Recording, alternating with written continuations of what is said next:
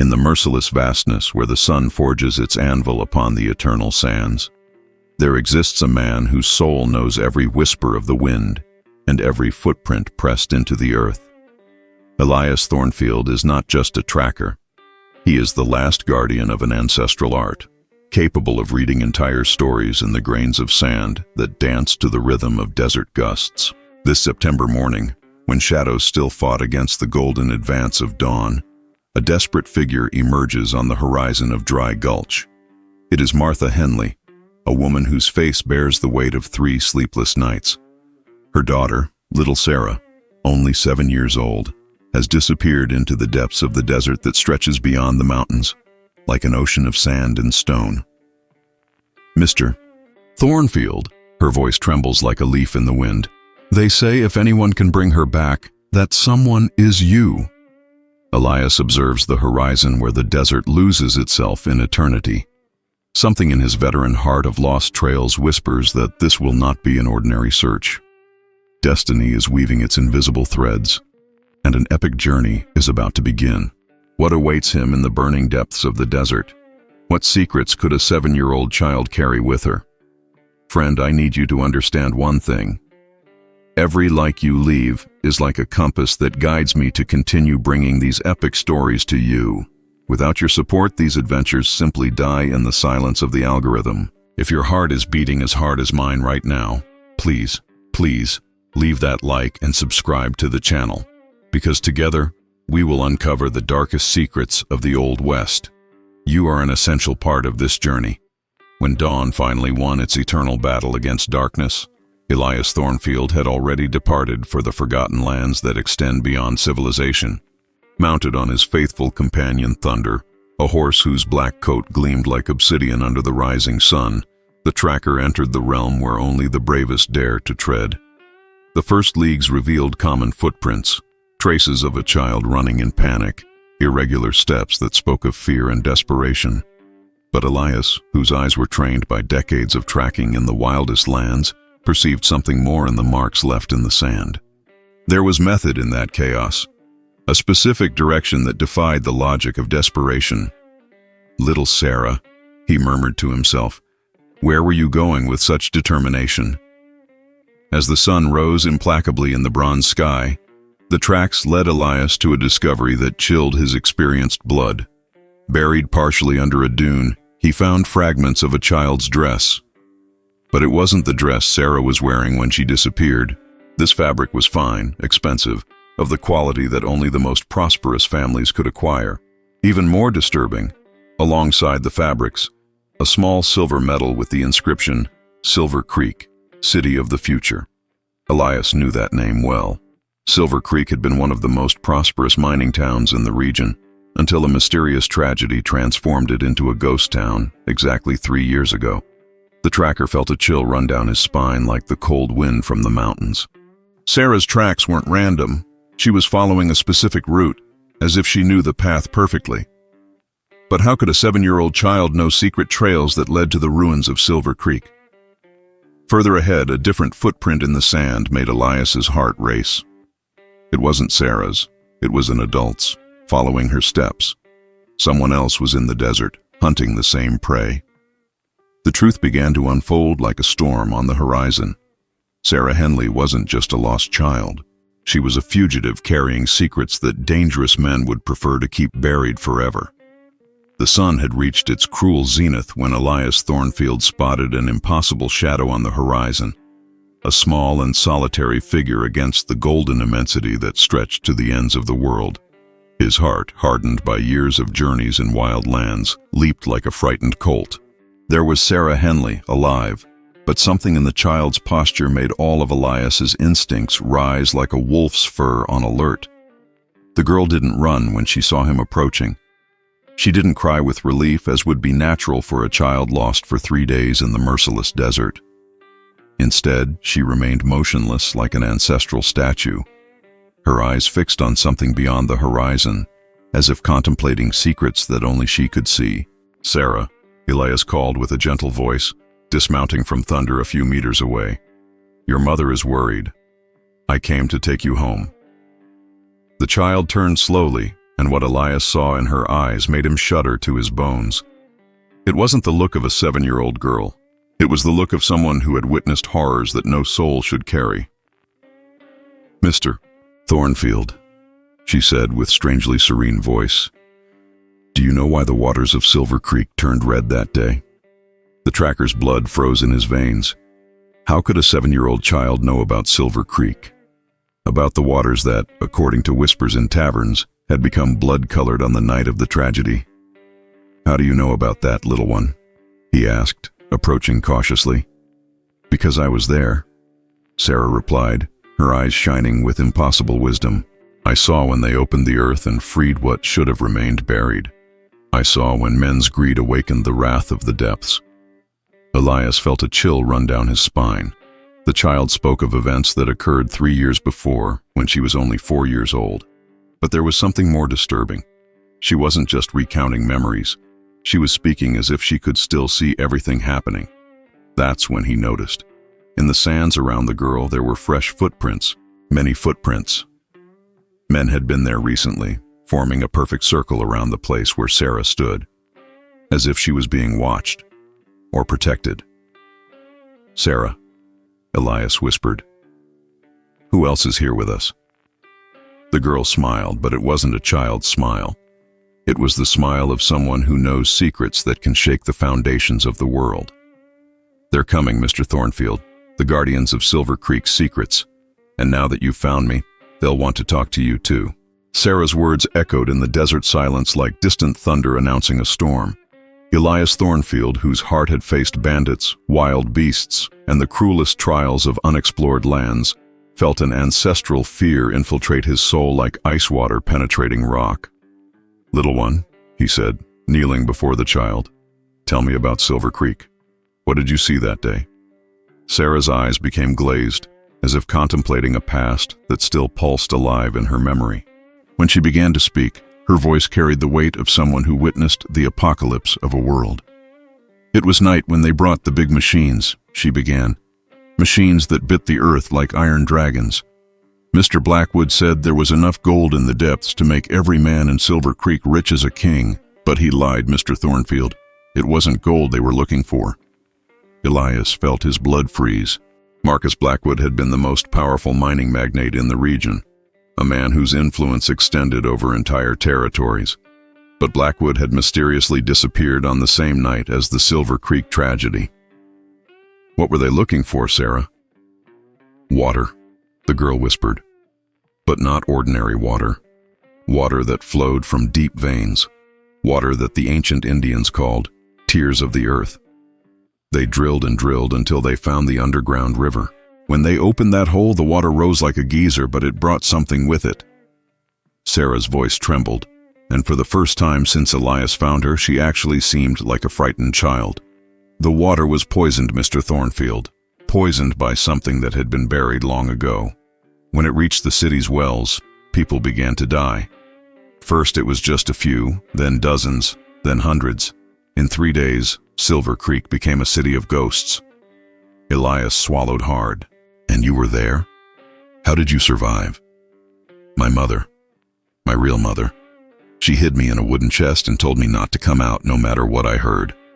I stayed there for 3 days, listening to the screams stop one by one. When I finally came out, the city was empty, dead." The tracker felt the puzzle pieces fitting together like stones in a terrible mosaic. "And Martha Henley?" "Martha found me wandering in the desert. She had lost her own daughter in the epidemic and raised me as if I were hers. But I never forgot, Mr. Thornfield. I never forgot what I saw. And now they've discovered where I am." At that moment, the sound of approaching hooves echoed through the dunes like war drums. Elias stood up, his hand instinctively reaching for his holster. On the horizon, dark silhouettes emerged like shadows coming to life. "They come," Sarah whispered. "The men who want Silver Creek to remain forgotten forever." "Friends, I am trembling here. This revelation is darker than I imagined. If you're feeling this anguish growing in your chest like I am, I need you to leave that light to give me strength to face what's coming. You are my only protection in this desert of mysteries." Subscribe now, because together we will discover the truth they want to bury forever. I'm counting on you. From the golden sands emerged like specters of vengeance 7 horsemen mounted on black horses that cut through the desert, with the implacable determination of those carrying a sinister mission. Elias Thornfield immediately recognized the military formation, the discipline in the synchronized gallop. These weren't common bandits from the wildlands. They were professional soldiers, men trained to kill without hesitation. "Sarah, behind me," Elias commanded, drawing his revolver with the fluidity of one who had faced 1,000 dangers. But the child remained motionless, her eyes fixed on the horsemen approaching like an inevitable storm. "They won't kill me, Mr. Thornfield," she said with a serenity that chilled the tracker's blood. "They need me alive. I'm the only witness left, the only one who can prove what really happened in Silver Creek." The leader of the horsemen slowed his gallop and raised a gloved hand. He was a tall man, with graying beard and eyes cold as tempered steel. On his chest, a golden medal gleamed under the merciless sun, the territorial governor's insignia. "Captain Mordred Ashford," he introduced himself with a grave voice. "Territorial Guard. I've come for the girl." Elias kept his revolver drawn. "Under what authority?" "Under the authority of men far more powerful than your understanding can reach, Tracker." Ashford's eyes turned to Sarah. "The child carries dangerous information that can destabilize entire territories." "So it's true then," Elias murmured. "Silver Creek wasn't an accidental tragedy." A dark smile formed on Ashford's lips. "Silver Creek was an experiment, Tracker, a test to determine if certain operations would be viable on a larger scale. Unfortunately, some aspects got out of control." Sarah stepped forward, her voice cutting the air like a sharp blade. "They deliberately poisoned the water wells to test a new type of weapon. They wanted to see how long it would take for an entire city to die, and how the survivors would react." Elias's heart contracted like a clenched fist. "You murdered hundreds of innocents." "Why?" "Because war is coming, Thornfield," Ashford replied with glacial coldness. "A war greater than any conflict these lands have ever seen. And whoever controls the most devastating weapons will control the future of these territories." At that moment, Elias understood the terrible magnitude of the truth. Silver Creek hadn't been just an isolated experiment. It was the prelude to something immensely larger and darker. And Sarah, little 7-year-old Sarah, was the only living person who could expose the entire conspiracy. "The child comes with us," Ashford declared, his hand moving to his holster. "This is not negotiable." Elias looked at the 6 soldiers who had formed a semicircle around them, their weapons gleaming like promises of death. But in his experienced eyes, an iron determination ignited like an eternal flame. "Then," he said, spinning the cylinder of his revolver, "let's dance." The first shot echoed across the desert like thunder announcing the apocalypse. Elias Thornfield threw himself to the side, dragging Sarah with him behind a rock formation while bullets whistled around them like enraged wasps. The metallic sound of lead ricocheting off stone created a deadly symphony that echoed through the infinite dunes. "Stay low, little warrior," Elias murmured, reloading his revolver with the precision of one who had survived 1,000 battles. His eyes scanned the terrain with the cunning of a hunting eagle, calculating angles, distances, survival opportunities. Captain Ashford had divided his men into 2 groups, flanking Elias's position like wolves surrounding wounded prey. But the tracker knew the laws of the desert better than any soldier trained in civilized barracks. Here, among the ancestral rocks and eternal sands, he was more than a man. He was part of the wild land itself. "Thornfield!" Ashford shouted, his voice cutting through the wind like a blade. "Surrender the girl and live to track another day. Your honor isn't worth your life." "My honor is my life," Elias replied, firing 2 accurate shots that forced 2 soldiers to take cover. "And this child is the voice of Silver Creek's dead."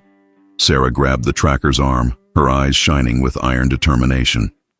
"Mr. Thornfield, there's a cave behind these rocks, a tunnel that leads to the ruins of Silver Creek. If we can get there—" "No," Elias interrupted. "It's too dangerous. They could corner us." "But that's where the proof is," the girl insisted. the proof of what they did. The secret laboratory where they created the poison. If the world knew the truth. A cry of pain cut through the air. One of the soldiers had tried to flank from the left and received an accurate bullet from Elias. But soon 2 others took position, and the siege tightened like a hangman's noose. Thunder, the faithful black horse, neighed nervously a few meters away. Elias knew he could attempt an escape on horseback, but that would mean abandoning any chance of exposing the truth about Silver Creek. It would mean that hundreds of dead would never have justice. "Sarah," he said, looking into the child's eyes, "if I don't survive this, do you promise you'll tell the world what happened?" "We will survive," she replied with conviction that defied her age, "because heroes always find a way." At that moment, a deafening explosion shook the earth. One of the rock formations had been dynamited, creating an opening through which the soldiers began to advance. Ashford emerged from the dust clouds like a demon from the depths, his revolver gleaming like an instrument of fate. The final confrontation had arrived, and in the golden sands of the desert, among millennial rocks and under the merciless gaze of the sun, the fate of a terrible truth would be decided with lead and courage. The last shot echoed through the dunes like the lament of a tormented soul, and the silence that followed weighed upon the desert like a lead mantle. Elias Thornfield stood upright, smoking revolver still drawn, while around him lay the bodies of soldiers who had underestimated the fury of a righteous man. Captain Ashford, wounded but alive, leaned against a rock, blood flowing from his right shoulder. "It's over, Ashford," Elias declared, approaching with deadly caution. The captain let out a bitter laugh that echoed like a cawing crow. "Over. Foolish tracker. This has barely begun. You think we're just 7 men? The Silver Creek conspiracy involves governors, generals, gold magnates. Killing me will only make them send 20 men in my place." Sarah emerged from behind the rocks, her eyes shining with ancestral wisdom. "He's right, Mr. Thornfield. But now we have proof." From the child's hands emerged a small glass vial containing a dark liquid that seemed to pulse with its own life. The last vial of Silver Creek poison. It was hidden in the cave, along with documents that prove everything. Ashford paled like a ghost. "Impossible. We destroyed everything." "You destroyed almost everything," Sarah corrected, "but you didn't know about Dr. Whitmore's secret hiding place. He suspected something was wrong and hid the evidence before he died." Elias took the vial from the girl's hands, feeling the terrible weight of truth in his fingers. That small container held power enough to topple entire governments, to expose a conspiracy that extended across territories vast as oceans. "What do we do now?" he asked.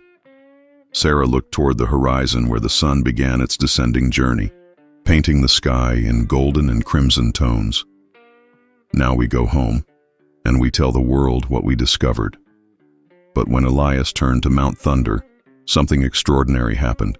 Sarah had disappeared, simply vanished like a mirage in the desert heat. The vial remained in his hands, real and tangible, but the child had become one with the wind. "Sarah!" he shouted, looking desperately around. "Sarah!" Only the echo of his own voice responded, ricocheting off the rocks like a whisper of ghosts. And then, carried by the wind, came the girl's voice, distant as an ancient memory. "The truth is in your hands now, Mr. Thornfield. Use it well." Ashford, still leaning against the rock, watched with wide eyes. Who was she really? Elias mounted Thunder, the vial secure in his saddle, and looked one last time at the place where Sarah had been. Maybe she was just a child. Maybe she was something more. But the truth she brought is real. As he rode back to civilization, a question echoed in his mind like a distant drum. Had Sarah Henley really existed? And more importantly, would the world be ready for the truth he carried? The desert kept its secrets, as it always did, as it always will. Friends, I am speechless, breathless. What have we just witnessed? Was Sarah real? Was she a spirit? And this terrible truth, will the world believe it? My heart is broken and at the same time exploding with emotion. If you're as shaken as I am by this ending, leave that like, because I need to know I'm not alone on this journey. Subscribe and comment your theories. Do you think Sarah was real? What should Elias do with this truth? I need to know what you think.